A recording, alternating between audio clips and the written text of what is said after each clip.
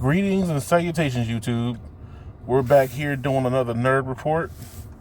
And the nerd report has swung around to our beloved favorite Verizon Wireless.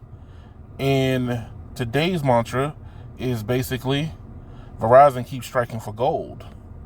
So, before we get into it, hit like on the video, subscribe to the channel, hype up the channel if you can, and stay around for the story. So, what's going on with Verizon? So, Verizon has been busy of late, and basically, California approves Verizon's acquisition of Frontier, clearing the way for closing. So, if you don't know what who and what Frontier is basically your garden variety, how can I say it? Comcast or Spectrum, but on a smaller scale. So they offer internet services in I think 25 states. They are provided basically a communication company. Keeping it simple. So, what does this do for the cellular network called Verizon? Now, it is a two-part system that you have to look at. The first part of this is basically a lot of the telcos, the Verizons, the AT&Ts, and even T-Mobile are starting to get into the business of providing home access network directly to your home. And part of the reason why that is because overlap is going to be paramount. And being able to provide you more services makes you stay on their networks a lot longer. You know, one of the biggest caveats of this 5G era has been cable companies. Cable companies get their cellular access through like Verizon, so a Comcast or a Spectrum. Well, one of the reasons why they can start trying to retain their cable customers is because they're bundling cellular with their cable offering, and people have a tendency to want to save money. Who doesn't want to save money? It's crazy to even think that you don't want to. But now that Verizon has done this acquisition, they might be even doing a few more, because this only covers like 25 states. There's going to be probably some smaller acquisitions for even AT&T or a T-Mobile, but we're going to start seeing deeper integrations within the communication side. We're talking about not only home and office, but cellular bundles. So that's the first decent reason why this acquisition is happening. It's pretty much happening across the board. You know, AT&T is probably going to come up with a way of acquiring more. T-Mobile's already doing it with Lumos, and you know their MetroNet. I did a couple stories talking about that. So the second reason why this is important, and this is more future over the horizon type talk, is basically communication as close as possible. Now, you would think that, oh, well, how close can you get? My home is as close as possible. No. One of the biggest problems with cellular is the closest cell site to you normally, let's say that you're in a very rural area, you are talking about miles. The closest cell site to you is going to be miles away. Now, that's fine if you're just trying to do talk and maybe some doom scrolling on TikTok, you know, depending on what your flavor is. That can the cell sites can handle that no problem.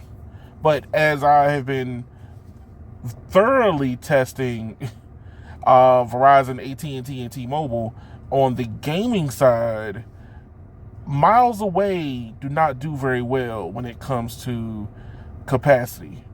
Now, is it a lot of times is the game's playable. Yes, I can somewhat play, but you can still see the hiccups. You can still see the hesitation. You can still see the lag in communication.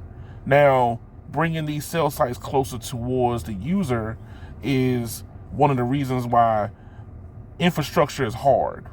So, acquiring a lot of these more fiber-centric communication networks, like a Frontier, like a Lumos, Metronet, name it. You pretty much insert company name here who's putting out fiber. It makes it easier to provide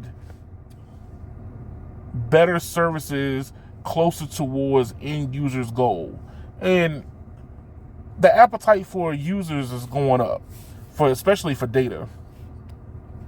One of the biggest things is we're talking about on magnitude of triple, probably within the next couple years, if not as soon as we get out of the 5G side and moving into the next generation of 6G. We start seeing little snippets of it where the protocols for 5G are what's hinting towards more densification. Like, we're talking about super densification, not semi putting, cell sites on poles. No, we're talking about cell antennas on every street corner you can think of. So, like, I had a conversation one day with a gentleman that did millimeter wave in Japan. And the way that he described it is what you see now with millimeter wave, if you're in a city where Verizon has done it, that's not even 1/10 of what it would take to actually do millimeter wave correctly and be a ubiquitous coverage for a dense city. And that's the whole thing. Densification on a level that you've never seen before. We're talking about if you could see a light, if you could see anything that can produce light, there's probably going to be an antenna somewhere close by. There's going to be a millimeter wave node somewhere close by. And those nodes have to be provided by, quote unquote, fiber. So that type of densification is going to be huge. So right now, these acquisitions and companies like AT&T and T-Mobile, even Verizon, doing these buyouts of fiber companies is not only for the short term of bundling prices, but it's also for the long term of providing super densification. So it's good to see. I'm glad to see that Verizon is still churning it out.